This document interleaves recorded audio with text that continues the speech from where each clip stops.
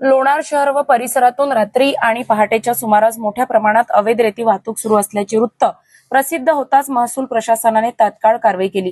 नुकतेच रुजू झालेले उपविभागीय अधिकारी सानत साहेब यांनी धडक मोहीम राबवत अवैध रेती वाहतूक करणाऱ्या वाहनांवर मोठी कारवाई केली।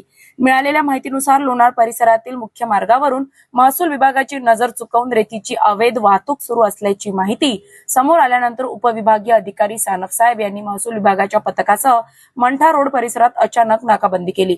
प्रशासनाच्या या अचानक कारवाईमुळे रेती माफियांमध्ये खळबळ उडाली।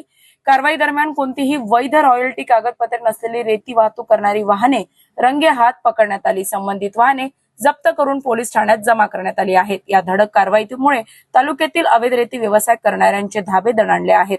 जप्त वाहनांवर लाखो रुपयांचा दंड ठोठावण्यासह संबंधितांवर गुन्हे दाखल करण्याची प्रक्रिया सुरू असल्याची माहिती प्रशासनाने दिली।